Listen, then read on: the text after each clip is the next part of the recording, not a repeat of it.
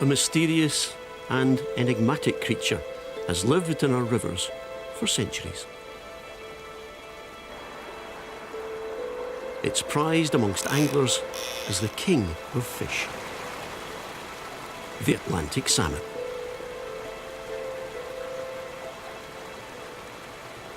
The salmon is an iconic fish for Scotland. It goes along with the moniker the Glen. This mighty fish is now also at the centre of a £1.5 billion industry. Scotland is the third biggest salmon farmer in the world. Provides a lot of local employment for people, and the seafood that's exported off Shetland is available throughout the world. But there's a crisis in Scotland's rivers. Wild salmon numbers are plummeting, and salmon farmers are getting the blame. Since the arrival of aquaculture, there's been many jobs, gillies jobs, like myself, boatmen in Loch Maree have all lost their jobs. This issue cuts to the heart of rural life. Two communities are battling it out, head to head. Angler versus salmon farmer. Two industries colliding over one fish.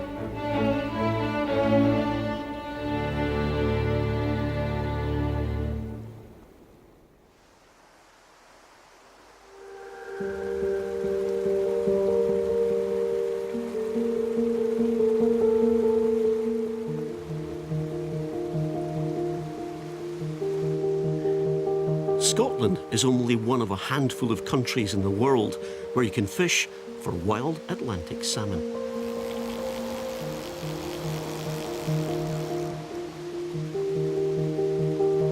Every season, eager anglers flock to our rivers to try their luck with these remarkable fish.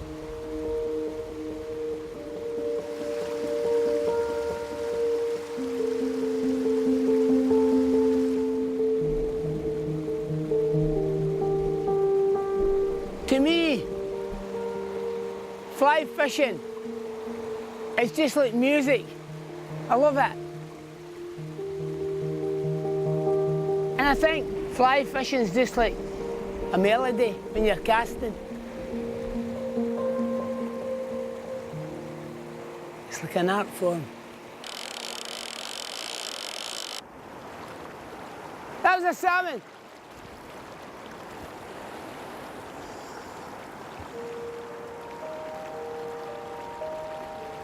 Tom Buchanan is fishing on the River Awe in the Southwest Highlands. Over the decades, it's been a good hunting ground for him and many other anglers. In the old days, there was more 50-pound salmon or 50-pound plus salmon caught in the River Awe than any other river in Scotland.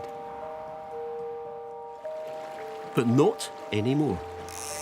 Salmon stocks in the river have dropped dramatically. 51 years after his first visit, Tom is still drawn back. I think it's just the king of fish. It's just so beautiful. The whole story's unique. How he's born in the river and lives there until he's a wee par, then a smoke, then he goes to sea, and he goes thousands of miles away at sea to feed. Then he comes back as a big, strong salmon and he fights all the way up the river again.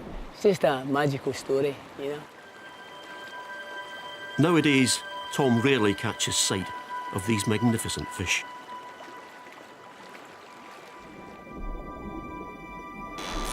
Earlier this morning, I had a hold of one for about 3 or 4 minutes. A lovely fresh fish, pure silver. 3 minutes, 4 minutes, and then he just spit the fly out.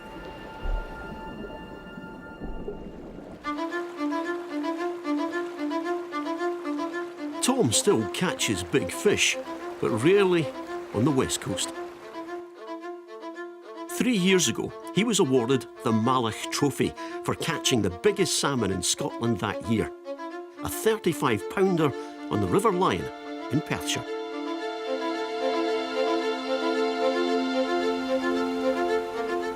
On our west coast rivers, big salmon seem to have all but disappeared.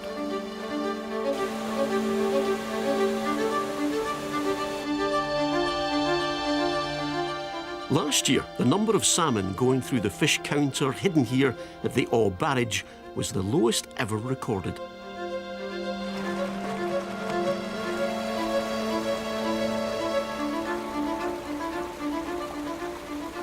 For Jamie McGrigor, the situation is worrying.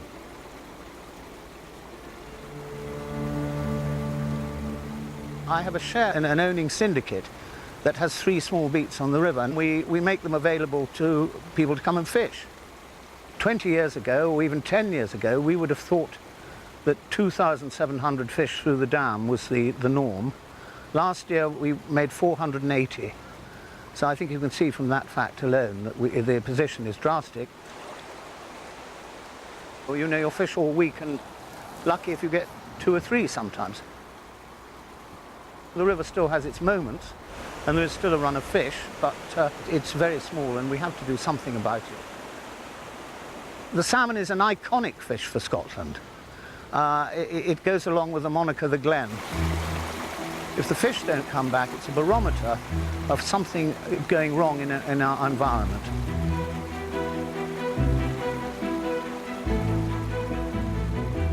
The exact cause for all of this is still something of a mystery. It's a complex story.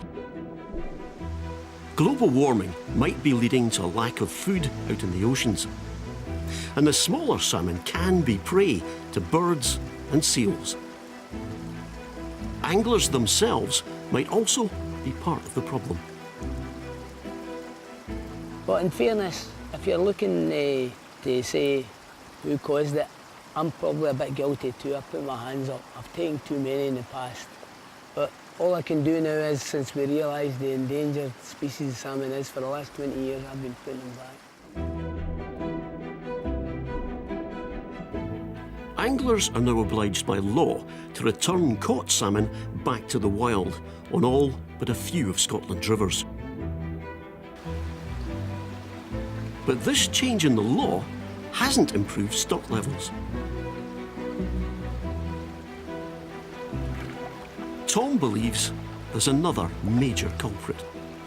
The expansion of the salmon farms all up the west coast of Scotland have had a dramatic effect on the salmon fishing in all these rivers. Many anglers say salmon farms are a breeding ground for parasitic sea lice. They believe these are spreading to wild salmon and causing devastation.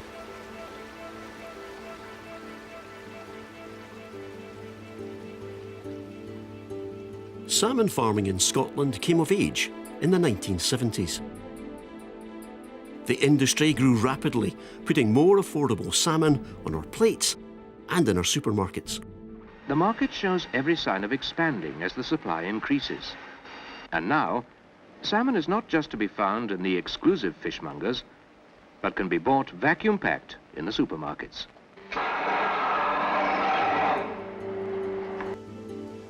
We now consume more salmon than cod, haddock and prawns combined. And most of that salmon comes from Scotland. Last year, the industry's exports alone were worth a record £600 million.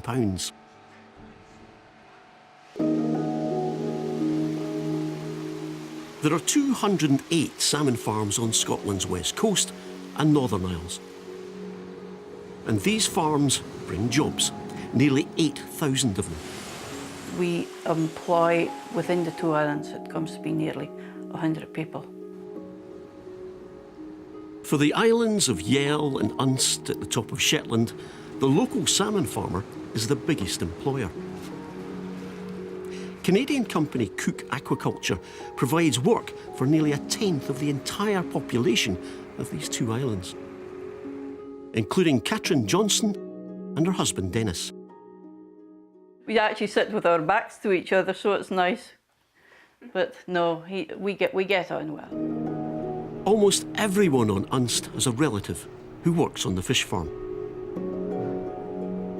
I think our family is probably one of the ones that's got the most connections. There's Dennis. He's got hair here.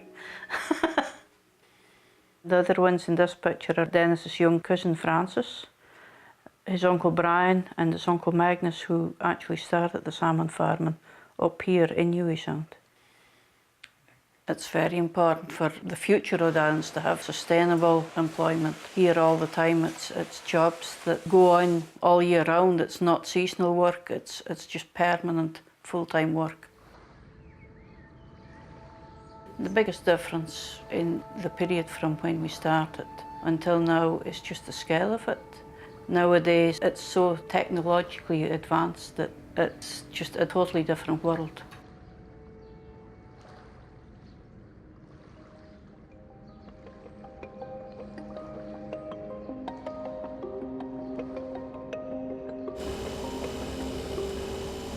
There's a very close connection to the sea, obviously, in Shetland.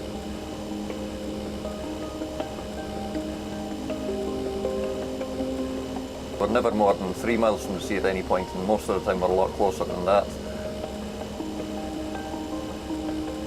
The connection to the sea is obvious. There's been a historical connection through fishing for thousands of years. David Brown oversees the management of 19 fish farms in Shetland for Cook Aquaculture.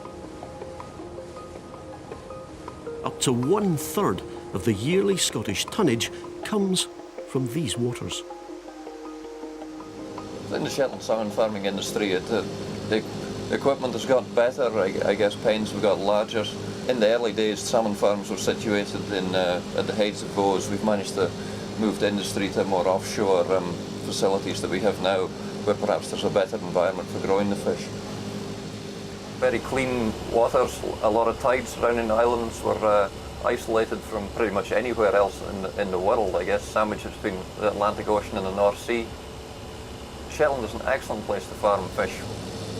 The process within Cook is much the same as what other people are doing. We're stocking the sites with smolts in spring and again in the autumn, and that provides us with a year-round harvest going through the following years.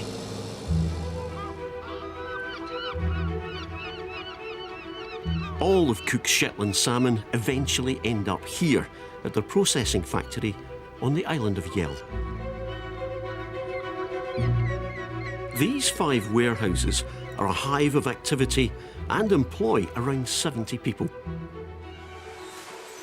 It's a good, stable workforce, and we do bring in people from Fetler, Unst, and from the mainland as well. So if there's anybody in Yell who hasn't got a job, they don't want one.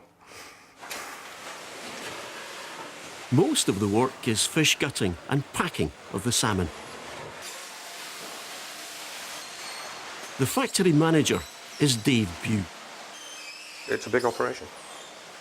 We can process in the region of 15 to 20,000 fish a day. And last year, for instance, we processed 2.9 million salmon, which equates to 14,500 tonnes of salmon.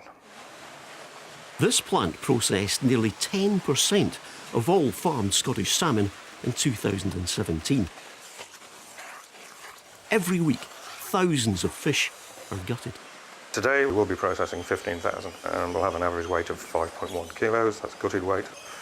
That'll put us to about 70 tonnes of fish going away from here today. They can go to France, Germany, Poland, China, parts of Asia and the Middle East. And of course we do send stuff to Canada, which is our parent company, and to North America. Salmon farming in Shetland is a profitable business. But industrial fish farming has always brought with it a host of health issues. Disease is a constant menace, and stock losses are not uncommon. Don Staniford campaigns against salmon farms. He believes the industry is in a mess. We're seeing mass mortalities each year. That's symptomatic of an unhealthy industry. This year, production figures are predicted to fall. It doesn't surprise Don, who's long been concerned about welfare standards on our salmon farms. We've unearthed some truly horrifying, shocking images of lice-infested fish, farm salmon with deformities. Earlier this year, through a Freedom of Information request, Dawn obtained these images from the Scottish Fish Health Inspectorate, taken between 2014 and 2016. They show the impacts of a major problem for salmon farmers: sea lice. These parasites graze on the fish's scales, leaving them vulnerable to infection and, in severe cases, death. Amoebic gill disease has also been a problem. The disease destroys the fish's respiratory system and is very hard to treat. It seems only to affect fish farms. These health issues could be one of the reasons why production figures were down for 2015 and 2016. The difference between what the industry says is happening and how great and healthy Scottish salmon is, the reality is completely different. I think the more you study a subject, and salmon farming is a subject I've studied for 20 years as a scientist, as an academic, and then as a campaigner, the more you realise that it's an industry that's running on empty. It's an industry that deserves and warrants public investigation. Salmon farmers tell a different story. They maintain the vast majority of their stock is healthy. Steve Bracken has worked in salmon farming for 41 years. I've loved working in the salmon farming industry. I started in 1977, and back then we were producing about 250 tonnes a year. I think the main changes that have come about over the years would be in the areas of breeding, nutrition, fish health and welfare, and looking at those subjects now compared to 1977, I think a lot of them were missing back then. So we've grown a lot in that space of time. Steve works for the Norwegian-owned Marine Harvest, the biggest salmon farmer in the world. They own 48 sites off the west coast of Scotland and have recently opened a new freshwater hatchery at Glenmorrison. What we do here is we take in eggs from Norway and we hatch them in these incubators. And in each of these trays, we've got 18,000 eggs which become alevins. And from there, we keep them up until the alevins have absorbed all of their yolk sac. And at that point, we move them to the tanks. By that time, they're about 3 months old. In each of these freshwater tanks, there are about 185,000 small salmon that are fed for the first time. They grow very quickly here because the water's warm. And after a period of months, they're of a size when we can take some of these fish and move them out to our freshwater lochs.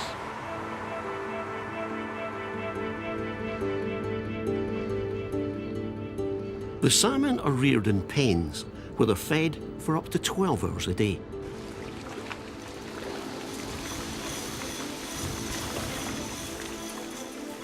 In around 16 months, they're ready to harvest.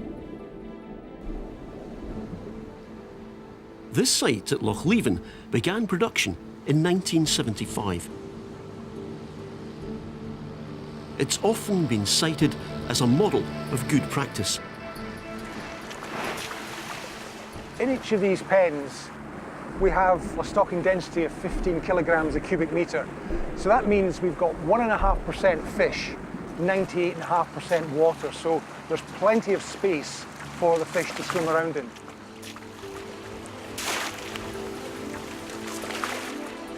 What I'm going to do now is to try and net out a few fish, just to let you see the top quality stock that we've got on this farm. Nobody said this was going to be easy.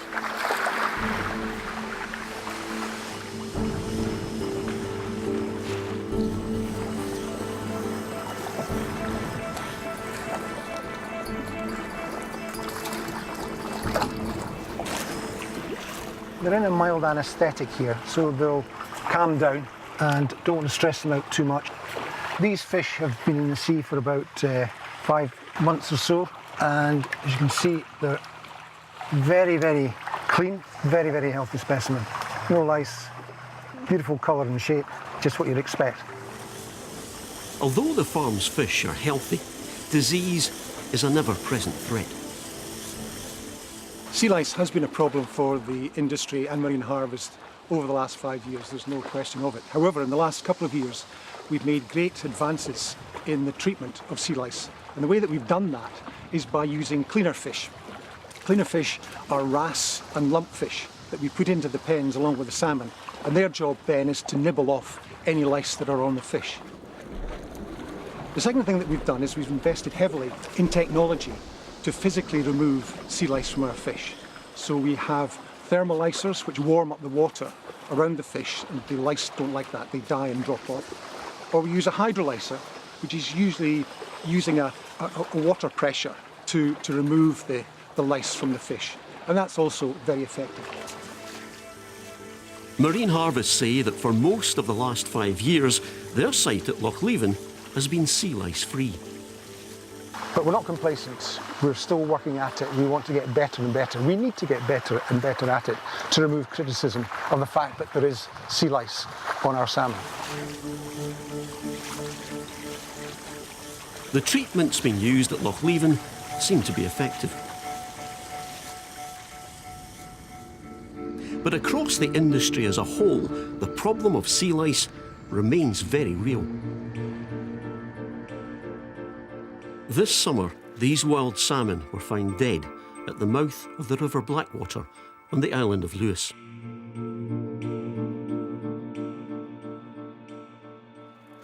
They are covered in sea lice. I was first aware of the issues on Lewis at the beginning of July. A friend told me about fish turning up at his river covered in sea lice, and not just one or two, which you'd normally expect, hundreds and hundreds and hundreds of lice on the fish. The dead wild salmon were found close to several fish farms. Corin Smith, a wildlife photographer and fly fishing guide, decided to head to Lewis to document what was happening. Towards the end of August, I flew the drone over the farms, and you could see the fish, particularly in one farm, were very active, which is usually a sign of parasitic infection from sea lice. The farm which Corin filmed is owned by the Scottish Salmon Company. Corin went back to film again at the end of August, this time with an underwater camera. You can clearly see he's absolutely caked in sea lice and has had a lot of the flesh removed from his head. It's been eaten away by the lice. But in the background as well, I think I can see how many fish? 1, 2, 3, 4, 5, 6, 7. 7 fish in the frame, and 4 of them have got the white heads that you associate with the lice eating away all the skin and flesh back from the head. I could not believe how many fish there were so damaged. It was unbelievable, and it was quite dark and the water's quite murky. So to begin with, you just saw 1 or 2, and then you saw 3 or 4, and then it was just fish after fish after fish. I'm realistic about raising animals for food. You know, I come from a farming background. I'm not squeamish about any of that, but what I saw on the farm in terms of the amount of stock that was in a really bad state, and just the level of damage was like nothing I've ever seen.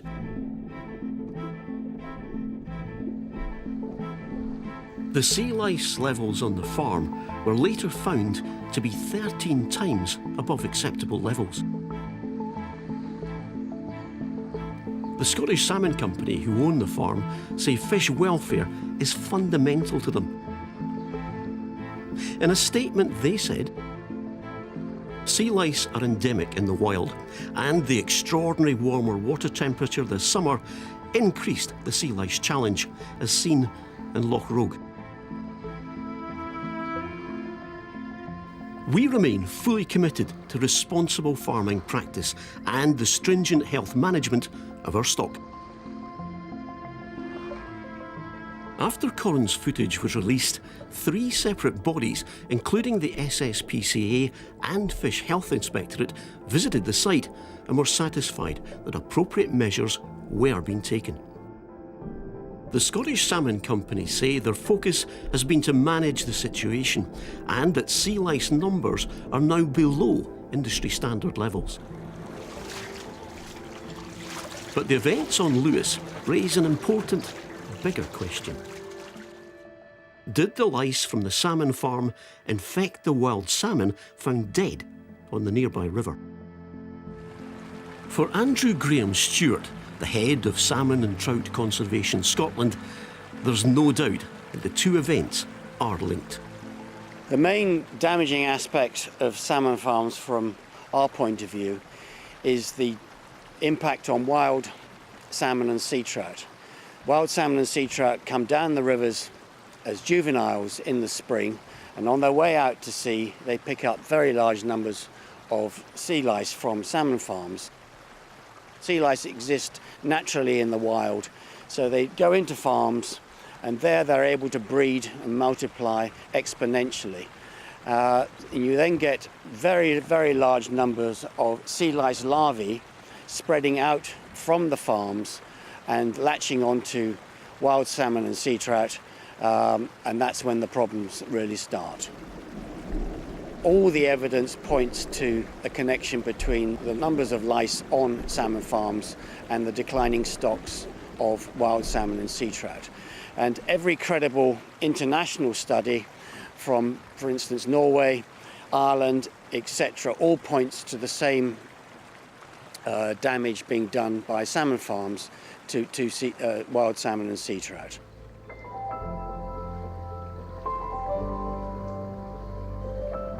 But for salmon farmers, the issue is not quite as clear-cut. 95% of salmon die at sea, 5% return. It's really trying to understand what is happening out at sea. We're dealing with issues like predation, climate change, warming of seawater, bycatch and poaching, for example. And yes, salmon farming will be in that mix somewhere. What we don't like is to see ourselves being put at the top of that list, because there are so many other factors involved that we really don't fully understand.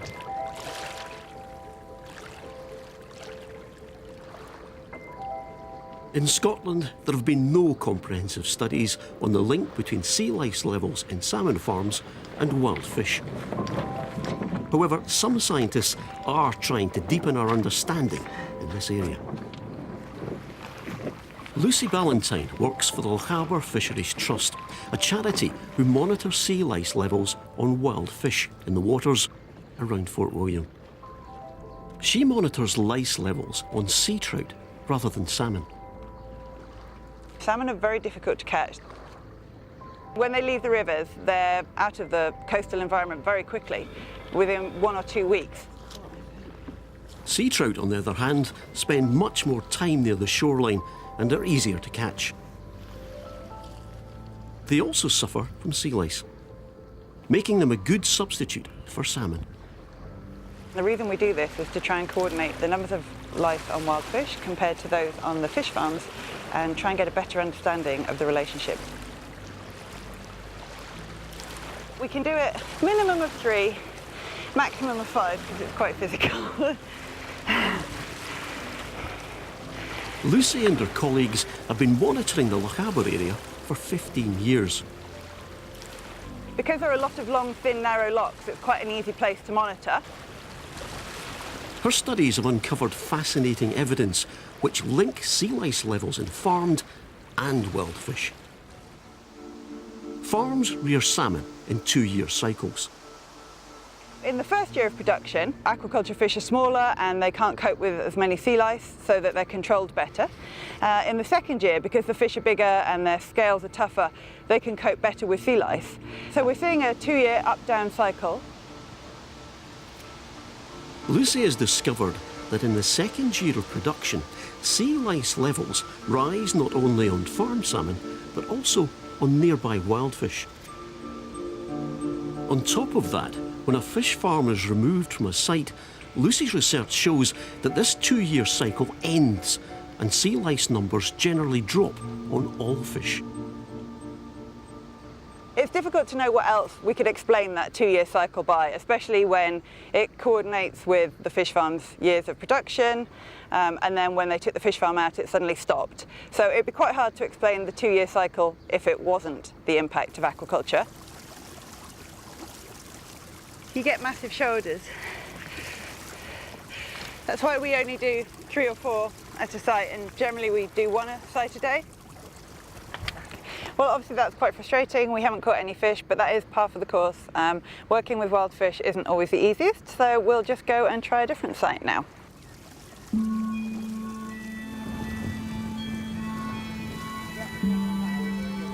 The search for some sea trout continues further up Loch Linnhe. But this net's fixed there all the time, so basically it's fishing for 24 hours, so it's much more likely to catch fish. Lucy works with Marine Harvest at the next site and shares the results with them. They own this nearby fish farm, which is in year 1 of production, so Lucy isn't expecting many sea lice.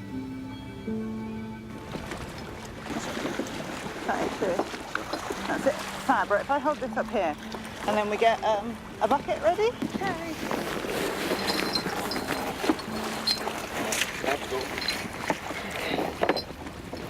We've caught about 15 fish in our fixed net, so now we've got them in a bucket on the boat and we're going to anaesthetise them one by one, have a look at their general condition, what their fins are like and how many parasites they've got. No attached, 1 mobile. So we measure each fish because their ability to cope with lice depends on their size, so it's really important for us to know how long they are. So 238, dorsal 0, no damage.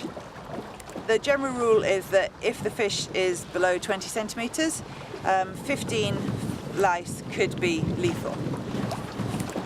Sometimes if they've got bad lice infections, they're very thin, and you can just generally tell that their whole health is being adversely affected. So these are the ovigerous females, and ovigerous basically means that they've got egg strings on them. It's linked to the Latin word for ovary. Each of these can hold between 500 and 1,000 eggs, so we definitely want to get those off. There you go. You can actually just about feel that trying to graze on my finger. It's just like a tickly feeling. So we've got a much larger sea trout here. He's likely to have been in the sea for well over a year, and he's looking pretty good. He's got 1 mobile here on his head, but you can see he's a good looking fish. There's not a lot wrong with him. This is the first year of production in this sea loch, so we'd expect the lice levels to be quite good, and they have been. So this is us releasing the fish now. We've only got 2 in the bucket because we release them as we go. Come on, guys. There you go. And there you go. You can see them swimming away, so they're perfectly happy.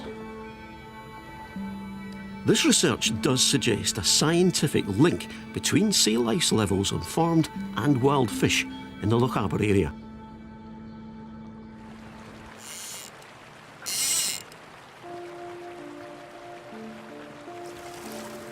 Further up the west coast, there's no shortage of anecdotal evidence of the impact of sea lice. Like on the River Ewe in west of Ross, where Raymond Dingwall is a gillie and fishes mainly for wild trout. It used to be one of Europe's probably top sea trout fisheries, but unfortunately the sea trout numbers have completely, the big sea trout have all disappeared from the Ewe system.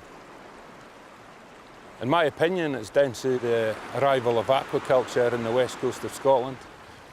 It's had a massive impact on the greater ecosystem, marine and also wild fish stocks. I've personally witnessed, 300 and 400 sea lice on post-smolts, juvenile sea trout. I mean, that is just completely unacceptable amounts of sea lice on juvenile fish. They've got no chance of survival. They're all dying. Raymond believes that declining fish stocks have had a direct impact on the local economy. There's been many jobs, gillies jobs, like myself, boatmen in Loch Maree have all lost their jobs. And that leads to a big problem locally because their wives have lost jobs, their kids don't go to school anymore in the area, and the money that was coming into the area and being spent on, you know, petrol stations, hotels, pubs, the butchers, everything else is all gone. And the wealth from aquaculture goes out of the country, it doesn't stay here. So in terms of a local basis, if you look at the social and economic side of rod and line fisheries compared to aquaculture, then it doesn't stack up. You'd be far better off in a local level to have the money coming into the rod and line sector.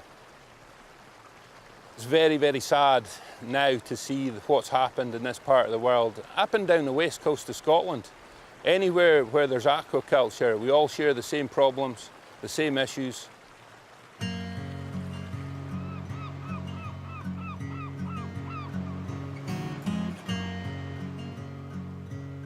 Scotland's east coast has no salmon farms. And it's here where some of our most famous salmon rivers are. The Dee, the Spey, and also the Tay. It's been an angling mecca for generations. And it attracts fishermen from all over the world. The McClure Beat is managed by Claire Mercer-Nairn. She can often be found fishing on the river herself. Whenever I have the privilege to be next to one of these big fish, I feel very humbled to think that this amazing creature having such a long journey, such a dangerous journey really, fighting humans, fighting birds, fighting dolphins, is just extraordinary. The salmon is a survivor. It may be a survivor, but its numbers have dropped here too in recent seasons. The issue is less severe than in the west, but it shows that declining stocks can't all be blamed on salmon farms. What is clear, though, is that anglers are an important part of the local economy. For us, and I would say all the small villages and towns around here, it's crucial. From the 15th of January, we have tourists visiting us to fish the Tay. And in March, which is March-April, which is the premium time for spring fishing, where you have a chance to catch this Tay monster, you have anglers coming from everywhere, and not just anglers, but they come with their family. Which other sort of part of the tourism industry will give you some guests in March and April in Scotland? Who is crazy enough to stand on a riverbank in March when it is snowing? An angler.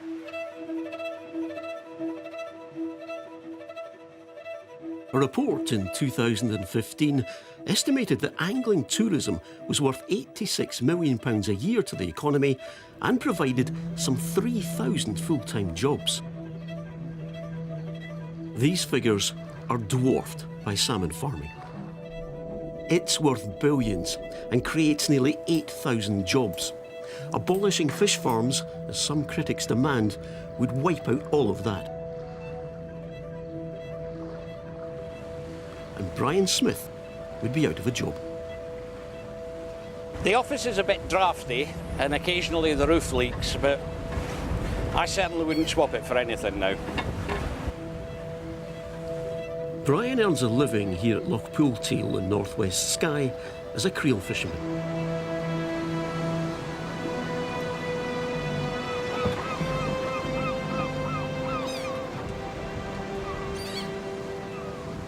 I'm fishing for Ballan Wrasse, and there is a reef which sticks out from the rocks just up ahead of us, which has got lots of kelp in it, and hopefully lots of Ballan Wrasse. Wrasse fish have become valuable tools for salmon farmers to control sea lice levels. They naturally eat the lice and are known as cleaner fish. Brian fishes for them from April to October. They're baited with green crab, shore crabs. Those are those little things that nip your feet when you go for a paddle at the seaside, the little green ones. Ballan wrasse, love them, absolutely love them. I'll drop these creels in to where I think the ballan wrasse are going to be, and then come back tomorrow, lift them, and hopefully the ballan wrasse and the other wrasse will be in the creels. Go get them, fellas. Brian believes the salmon farming industry is working hard to clean up its act. If you go back 30 odd years, nobody disliked salmon farms more than I did. The fish it produced were weak, they were insipid, they had no fins, they were sick looking. A couple of years ago, I was asked to do a job to drive live wrasse and take them to a fish farm. When I got there, I was gobsmacked. If I'd have seen any one of those fish that was leaping around inside that cage on the river, I would immediately have said, wild. The overall look of the fish was exactly like I'm wanting to see in fresh water when I've got a fly rod in my hand. The industry has moved on in the 30 odd years since I first saw it. It's grown up. Yes, there are still problems with disease in some farms. Now, is it bad management, bad practice, or just sheer bad luck? But in 2000, there was an outbreak of foot and mouth that was all over the country that led to the deaths of millions of sheep, cattle. Did anyone scream for the closing down of sheep and cattle farming purely and simply because of one disease outbreak? So why did they want the entire fishing, salmon, fish farm industry shut down because one farm has an outbreak of disease?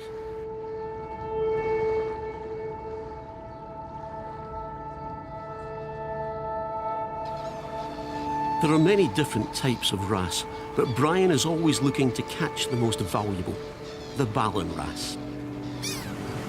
That's the ballan wrasse.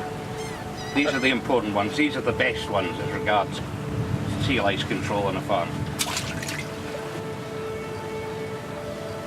It's not bad, 7 ballan, maybe a dozen gold cinny. Not bad going. I could put up with that. There have been claims that the fish are being wiped out. There are no ballan wrasse left around Britain's coasts because of the fish farmers. And to be honest, that's utter nonsense, because nobody can claim that, because nowhere have anybody ever done a study about the number of ballan wrasse there are knocking around the coasts of Britain. There's an element of control come into it now. That we know enough about ballan wrasse to know that they don't breed till they're about 25, 28 centimetres long. So if you don't take anything above that size, then you're leaving the breeding stock to carry on breeding to provide future generations. And smaller than 12 centimetres ensures there's a crop next year, because the ones that are 11, 12 will be 13, 14, 15 next year. So they'll be takeable, a crop.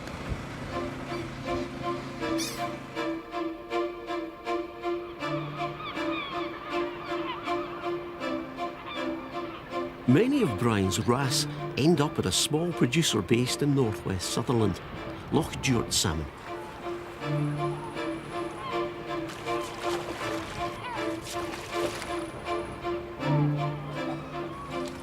Lewis Bennett is their cleaner fish manager.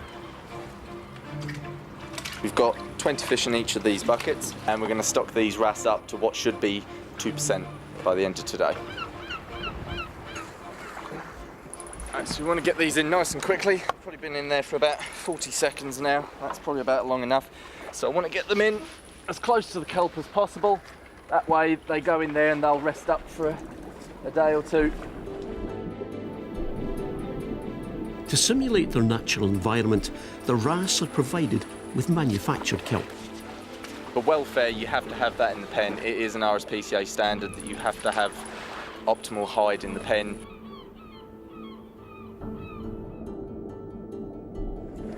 We don't have any sea lice here on this site, 0-0 was the count last week, and I think it's been that way now for pretty much the whole time this population of salmon have actually been on this whole site. I really like the use of wrasse. They're a really interesting fish, all kinds of character, and they do such a fantastic job as long as you take care of them properly. Loch Duart were early adopters of the cleaner fish solution. They're trying to move away from chemical treatments. The thing with using medicines is simply that the more that you use them, the more the lice become immune to it. And that over the years has become the main problem for the aquaculture industry and salmon industry in particular. The cleaner fish method is really unintrusive. It doesn't hurt the salmon in any way, and it just means that the fish can grow to the best of their ability without being interrupted throughout the cycle. Cleaner fish have successfully controlled sea lice at Loch Duart's Laxford site.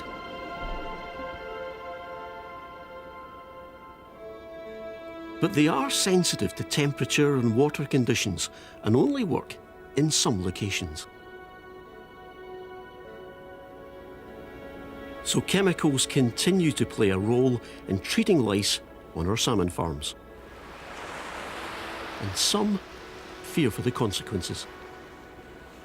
The chemicals obviously go into the pen and treat some of the fish, and these are things like organophosphates, really, really serious chemicals, and they are then free to disperse into the wider marine environment. And they do break down in water, that's true, but that takes a bit of time, and there's like a kill zone that extends out from the farms for the time that it takes the active ingredients to break down. The other big impact is the effect on the seafloor. The waste from the fish themselves, that the fish produce from eating the food, that just drops onto the seafloor. And that basically spreads out from underneath the cages and creates a dead zone on the seafloor. Currently, salmon farmers are permitted to have an impact on the seafloor by the Scottish Environment Protection Agency. The zone is tailored to each farm. And that allows us to have an impact in a specified area. If you like, it could be our farmyard or our fields. And so long as we have an impact there and not out with that area, that's what's key. If we are found to have an impact outside, then there's an issue, and that needs to be addressed. But it's also the intensity and volume of production that worries critics. There are, on average, around 400,000 salmon per farm. That 400,000 fish is roughly 20 times what the wild population is estimated to be across the entire northwest coastline of Scotland. So that's one farm with 20 times the wild population of fish in an area not much bigger than a couple of football pitches, and you have 200 farms. That level of intensity, is beyond the limits of credibility to suggest that that wouldn't have an enormous impact on the environment that it's in. There's one radical solution which would drastically cut down on the environmental impacts of salmon farming. And it involves taking fish farming out of the sea altogether. A farm in Denmark is pioneering this new model of production.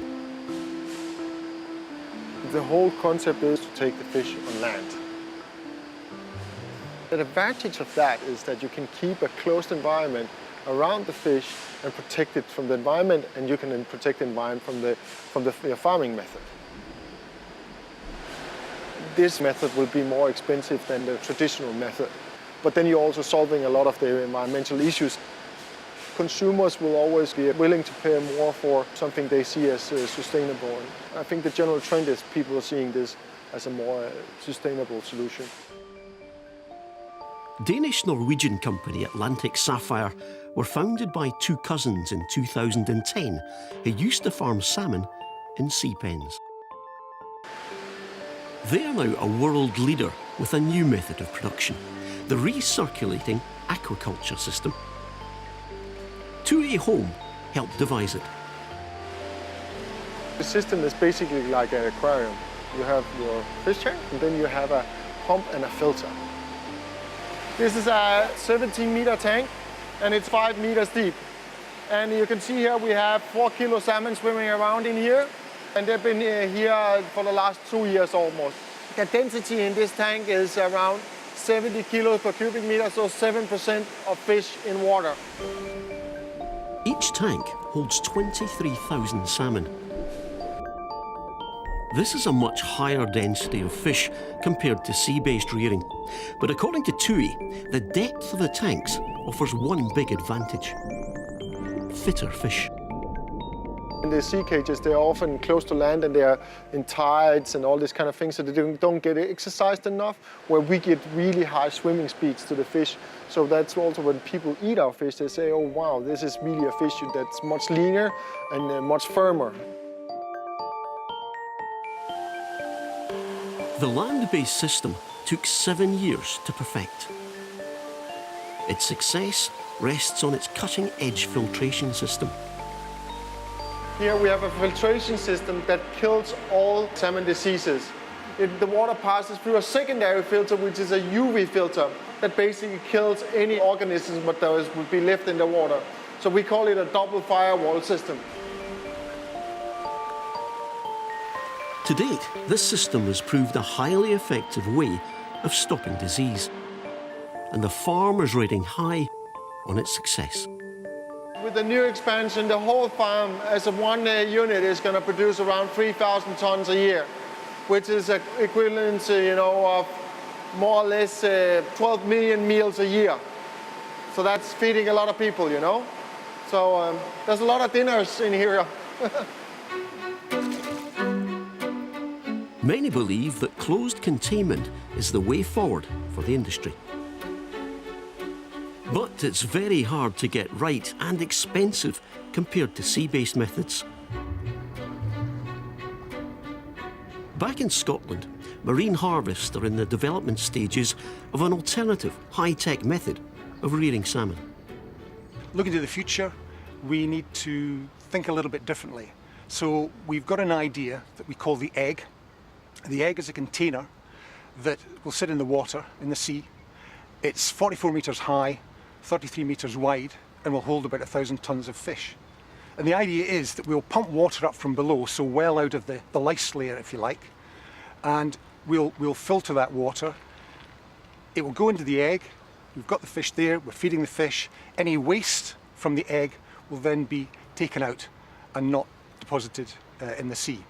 So it's concepts like that that are very, very exciting. And that's just one of many that are being looked at. But I think really that is the future. It may well be the future, but right now, Scotland's salmon farms have more pressing issues to deal with. In 2017, the regulator SEPA recorded that 56 farms were not of a satisfactory environmental standard. That's almost 1 in 5 of all our licensed salmon farms. Salmon farming has been allowed to pollute with impunity. It seems to have immunity from prosecution. There hasn't been a single prosecution by SEPA in the last decade. In a statement, the regulator said, SEPA is clear that compliance with environmental laws is non-negotiable, and since January 2015 has reduced the permitted biomass size of 42 fish farms in response to non-compliance. It will shortly consult on a revised regime to strengthen regulation, including enhanced monitoring, a new approach to the siting of farms, and controlling the use of medicines. Change may be on the horizon, but opponents of the industry believe there is a more fundamental problem with regulation. The Scottish Government's agencies don't really have the bandwidth or the capability to monitor salmon farms on a wide basis. So they rely on salmon farms reporting all the information to do with mortalities, sea lice levels. The code of practice which governs salmon farming is largely voluntary.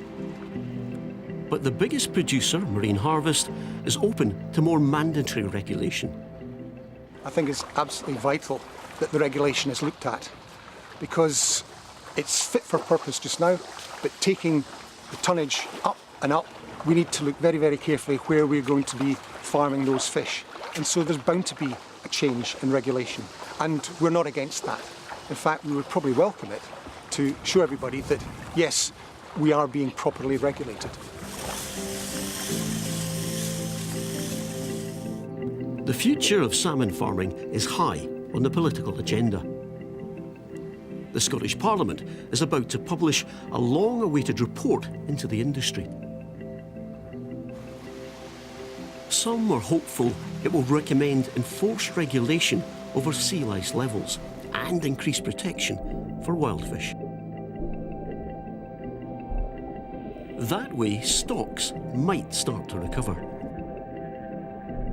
If we got back to natural background levels of sea lice, I have absolutely no doubt that fish populations, wild fish populations in the West Highlands and Islands would recover.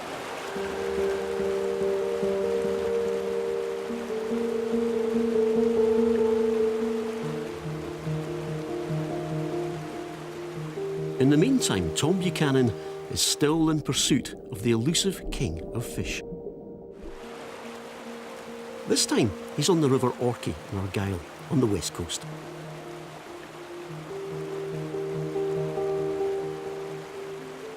I've always found the River Orchy to be a much better catching river than the River Orr. Once the salmon get up here, they seem to take better. See that? That one went, do you see that?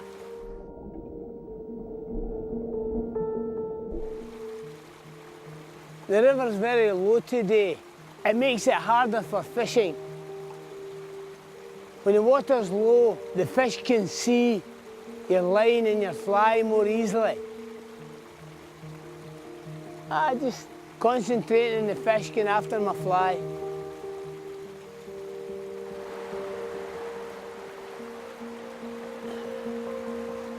He missed it. Just a wee tooty fly I've got on. He went for it and missed it. Even on his favourite river, the salmon still aren't biting. It doesn't bother me now when I don't catch anything. You always see good things when you're on the riverbank.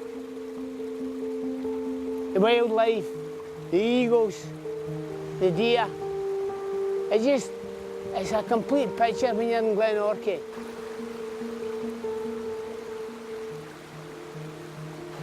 I'd hate to come back to the River Orchy and stop at Inverorn Falls or the Arachaslet Falls and not be able to see the salmon returning. It'd be a shame if we were to lose the wild salmon.